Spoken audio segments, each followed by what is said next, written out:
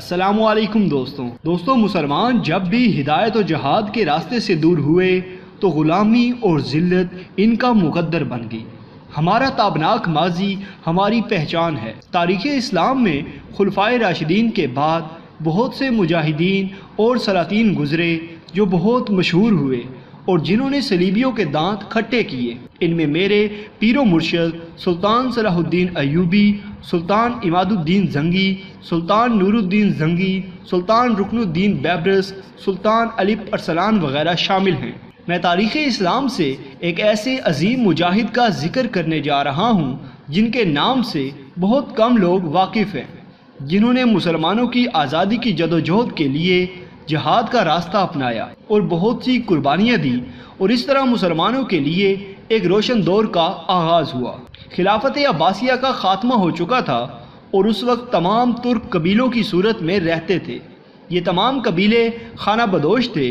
یہ قبیلے سفر کرتے اور جہاں سرسبز علاقہ دیکھتے وہاں پر آباد ہو جاتے۔ ان میں ایک کائی قبیلہ تھا جو تعداد کے لحاظ سے کافی مضبوط اور طاقتور تھا۔ سلیمان شاہ کائی قبیلے کے سردار تھے جو سچے مسلمان، نڈر اور رحم دل انسان تھے۔ ان کے مقاصد میں اسلام کی اشاعت اور انصاف کا بول بالا کرنا شامل تھا، کیونکہ یہی وہ وقت تھا جب مسلمان ہر جگہ کمزوری کا شکار تھے۔ منگول ہلاکو خان کی سربراہی میں بڑھتے چلے آ رہے تھے اور خلافت عباسیہ کے بعد سلجوق سلطنت ان کی منزل تھی۔ بازنطینی سلطنت کے صلیبی اپنی سازشوں کے جال بن رہے تھے۔ مسلمانوں کی مضبوط اور طاقتور سلجوقی سلطنت اب زوال کے قریب تھی۔ ان حالات میں ضروری تھا کہ مسلمانوں کی تعداد کو بڑھایا جائے۔ سردار سلیمان شاہ کے 4 بیٹے تھے جو بہت بہادر اور جنگجو تھے۔ سلیمان شاہ تمام ترک قبائل کو متحد کرنا چاہتے تھے تاکہ مسلمانوں کو صلیبیوں کی ریشہ دوانیوں سے بچایا جا سکے۔ شام کے علاقے حلب پر سلطان صلاح الدین ایوبی کے پوتے سلطان ملک العزیز ایوبی کی حکومت تھی، جبکہ اناطولیہ میں سلجوق سلطان علاء الدین کیقوباد کی حکومت تھی۔ صلیبی دونوں سلطانوں کو آپس میں لڑوانا چاہتے تھے تاکہ اس خطے میں مسلمانوں کو کمزور کر کے ان کا خاتمہ کر سکے۔ سردار سلیمان شاہ نے ان سازشوں کو ختم کرنے میں بڑا کردار ادا کیا، جس کی وجہ سے ایوبی سلطان پھر سے کائی قبیلے کے دوست بن گئے اور سلجوق سلطان کی بھتیجی حلیمہ سلطان کی سردار سلیمان شاہ کے بیٹے ارطغرل غازی سے شادی ہو گئی۔ سردار سلیمان شاہ کی وفات کے بعد ارطغرل غازی کائی قبیلے کے سردار بنے۔ وہ بہت ذہین اور بہترین جنگجو تھے۔ انہیں جہادی سوچ ورثہ میں ملی تھی۔ انہوں نے سردار بننے کے بعد صلیبیوں کا ڈٹ کر مقابلہ کیا، ان کی سازشوں کو ناکام کیا اور ان کے مشہور قلعے کارا چاہسار کو فتح کیا۔ بہادری، شجاعت اور وفاداری کی وجہ سے سلطان علاء الدین کیقوباد نے ارطغرل غازی کو تمام اغوز قبائل کا سردار اعلیٰ اور اناطولیہ کے سرحدی علاقے جو بازنطین کے قریب تھے ان کا نگران بنا دیا۔ ارطغرل غازی کے ہاں 3 بیٹے گندوز، ساوچی اور عثمان پیدا ہوئے۔ عثمان بھائیوں میں چھوٹے تھے۔ ارطغرل غازی نے ان کی دینی اور جنگی تربیت کی اور وہ بڑے ہو کر والد کے شانہ بشانہ جہاد میں شامل ہوتے رہے۔ سلطان ارطغرل غازی ایک مقصد کے لیے لڑ رہے تھے۔ انہوں نے منگولوں کے بڑے بڑے سپہ سالار قتل کیے، جن میں نوجان اور آلنچک مشہور ہیں۔ سلجوق سلطنت منگولوں کے ہاتھوں ختم ہو چکی تھی۔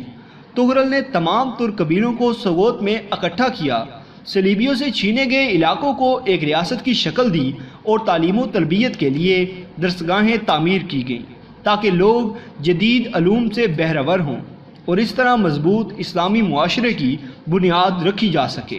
ارطغرل غازی نے منگولوں کا خاتمہ کرنے کے لیے فیصلہ کن جنگ کا ارادہ کیا اور اس مقصد کے لیے منگول سلطان برقہ خان جو مسلمان ہو چکے تھے اور مصر کے سلطان رکن الدین بیبرس کو آمادہ کیا اور طے پایا کہ ایک بڑی فوج تیار کی جائے جس میں تمام ترک قبائل بھی شامل ہوں۔ اناطولیہ میں فیصلہ کن جنگ کا آغاز کیا گیا۔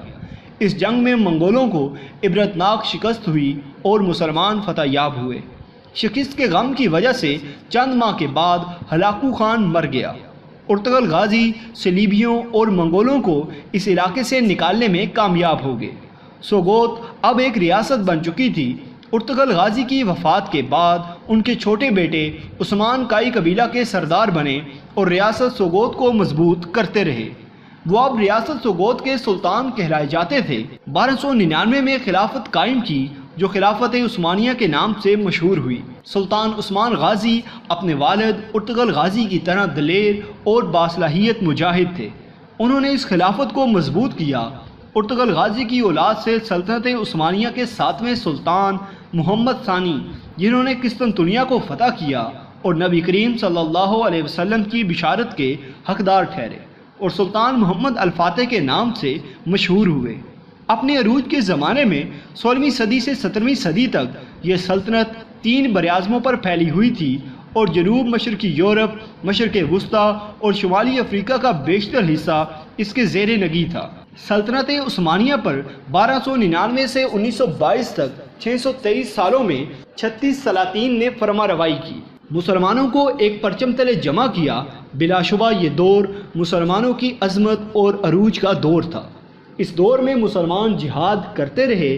یہودی اور صلیبی ہمیشہ سلطنت عثمانیہ کے جاہ و جلال سے لرزاں رہتے تھے۔ اللہ پاک عظیم مجاہد ارطغرل غازی اور سلطان عثمان غازی پر اپنی رحمتیں نازل فرمائے اور ان کے درجات بلند فرمائے۔ آمین ثم آمین یا رب العالمین۔ تو دوستو یہ تھی ہماری آج کی ویڈیو۔ اگر آپ کو ویڈیو پسند آئی ہو تو اس کو لائک ضرور کیجئے گا۔ اس کے متعلق کوئی بھی سوال یا تجویز آپ دینا چاہتے ہیں تو کمنٹ باکس میں اپنی رائے کا اظہار ضرور کریں، اور ہمارے چینل کو سبسکرائب کرتے ہوئے ساتھ موجود گھنٹی کا بٹن بھی دبا دیں۔ شکریہ۔